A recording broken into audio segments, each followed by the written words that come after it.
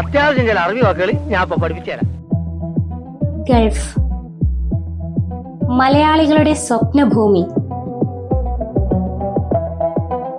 ഒരു കാലത്ത് തൊഴിലില്ലായ്മയും ദാരിദ്ര്യവും മൂലം ദുരിതമനുഭവിച്ച കേരളം ഇന്ന് സമ്പദ് സമൃദ്ധമായ സംസ്ഥാനമായി മാറിയതിന്റെ കാരണമെന്ത്?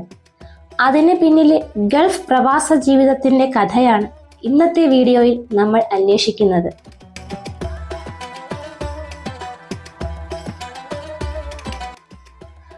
ആയിരത്തി 1960 മുൻപ് കേരളം ഒരു കൃഷിപ്രധാന സംസ്ഥാനമായിരുന്നു.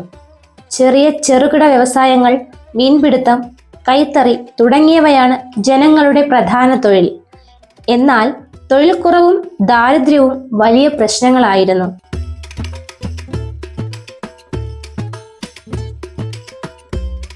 1950കളിലും 60കളിലും ഗൾഫ് രാജ്യങ്ങളിൽ എണ്ണ കണ്ടെത്തിയതോടെ അവിടുത്തെ സാമ്പത്തിക വളർച്ച കുത്തനെ ഉയർന്നു.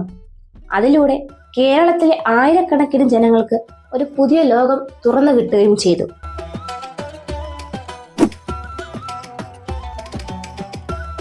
ആയിരത്തി 1970കളിൽ കേരളത്തിൽ നിന്നുള്ള വലിയ വിഭാഗം ജനങ്ങളും തൊഴിലന്വേഷിച്ച് ഗൾഫിലേക്ക് കുടിയേറി.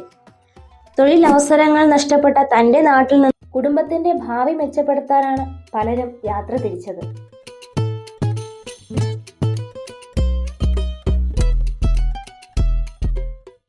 ഒരു കാലത്ത് കത്തുകളും മണി ഓർഡറുകളുമായിരുന്നു പ്രവാസ ജീവിതവുമായി ബന്ധിപ്പിച്ചുള്ള ഏക കണ്ണി.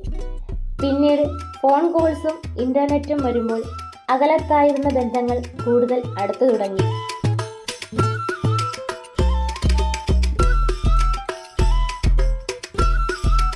ആയിരത്തി 1990 മുതൽ പ്രവാസികളുടെ പണമൊഴുക്ക് കേരളത്തിൽ വ്യത്യസ്ത മേഖലകളിൽ വൻ മാറ്റങ്ങൾ വരുത്തി. പുതിയ വീടുകൾ, വിദ്യാഭ്യാസ സ്ഥാപനങ്ങൾ, ആധുനിക ആശുപത്രികൾ തുടങ്ങി സാമൂഹിക വികസനം സജീവമായി.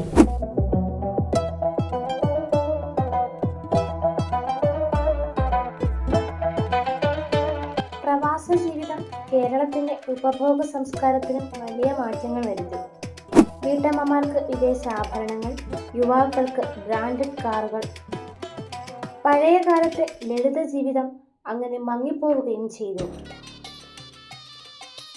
എന്നാൽ കഴിഞ്ഞ ദശകങ്ങളിൽ ഗൾഫ് രാജ്യങ്ങളിൽ തൊഴിലവസരങ്ങൾ കുറയുകയും ശമ്പളം കുറയുകയും ചെയ്തു. Skilled workers, health care, IT, education മേഖലകളിലാണ് ഇപ്പോൾ കൂടുതൽ പ്രവാസ സാധ്യതകൾ കാണുന്നത്. പ്രവാസികളുടെ കഠിനാധ്വാനവും സമർപ്പണവും കേരളത്തിന്റെ സമ്പത്ത് വർദ്ധിപ്പിക്കുകയും വിദ്യാഭ്യാസവും ആരോഗ്യ സംവിധാനങ്ങളും മുന്നോട്ട് കൊണ്ടുപോകാൻ സഹായിക്കുകയും ചെയ്തു. പ്രവാസികളുടെ ആത്മത്യാഗം കേരളത്തിന്റെ വളർച്ചയുടെ ചുക്കാൻ പിടിച്ചു. എന്നാൽ പുതിയ കാലത്ത് മറ്റു തൊഴിൽ സാധ്യതകളും തേടേണ്ടത് അനിവാര്യമാണ്.